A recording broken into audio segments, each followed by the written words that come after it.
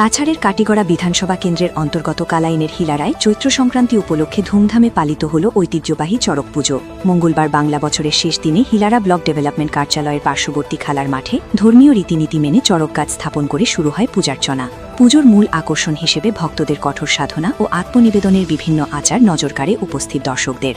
বর্ষি দিয়ে শরীরে বেঁধে চড়ক গাছে ঝুলিয়ে ঘোরানো, শরীরে শলাকা প্রবেশ করানো এবং জ্বলন্ত কয়লার উপর খালি পায়ে হাঁটার মতো কঠিন সাধনায় অংশ নেন সন্ন্যাসীরা। পাশাপাশি শিব পার্বতীর প্রতীকী বিবাহ অনুষ্ঠিত হয়। অনুকূল আবহাওয়ার কারণে আশেপাশের বিভিন্ন এলাকা থেকে কয়েক হাজার ভক্ত ও দর্শনার্থীর সমাগম ঘটে হিলারা ফুটবল মাঠে। উৎসবমুখর পরিবেশে ভক্তি ও আনন্দে মুখর হয়ে ওঠে গোটা এলাকা।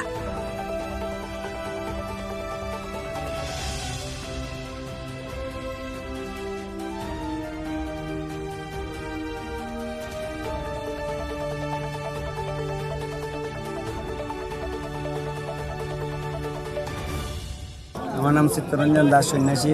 এখানে চড়ক পুজো হয়েছে। পূজা তো আজ এবার লইয়া 5 বছর। এখানেও করা হয়েছে ফার্স্ট।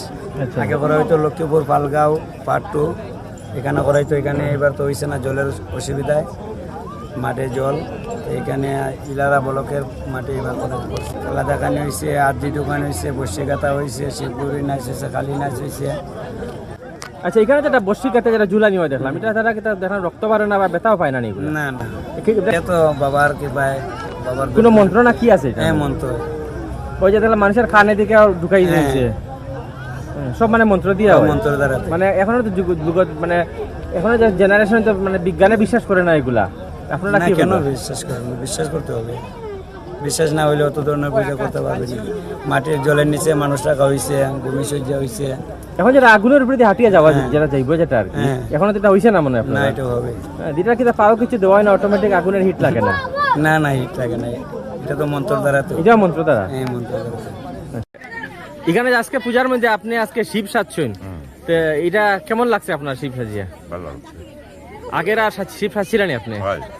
এখানে আজকে পূজার মধ্যে কি কি খেলা হয়েছে? বস্তি ফুটানি হয়েছে, বল্লম পিন্দানি হয়েছে, আগুনের খেলা হইব, আগুন দাঁড়িয়ে যাব, শিবগড়ি নাচা হয়েছে। কত বছর থেকে আপনারা পূজা করা? 5 বছর থেকে। আগে তো লক্ষ্মীপুর করছিলাম। আচ্ছা, আপনার নাম? পরিমল দাস। আজকে তো কেন সড়ক পূজা হয়েছে, আমরা প্রথমবারের মতো দেখলাম কেন সড়ক পূজা। যে এই ব্লকের মাঠে কমলকাতা গোড়ার সামনে আমরা যে এমএলএ ক্যান্ডিডেট, ঠিক তার গোড়ার সামনে এই সড়ক পূজাটা হওয়ার প্রথম। আগেটা হয়তো কালাইন লক্ষ্মীপুর পার্ট 1 এখানে রিং ফ্যাক্টরির সামনে হইতো পূজাটা। পূজার মধ্যে স্পেশালি যে বর্ষিকাতারা যাবে, ওটাই মেইন ওটা মানুষের ফোকাস থাকে, আকর্ষণ থাকে। আর বাকি তো অনেকগুলো আছে, যেরকম ভূমি পুজো, এরপরে যে আগুনের মধ্যে আটা, এগুলাই।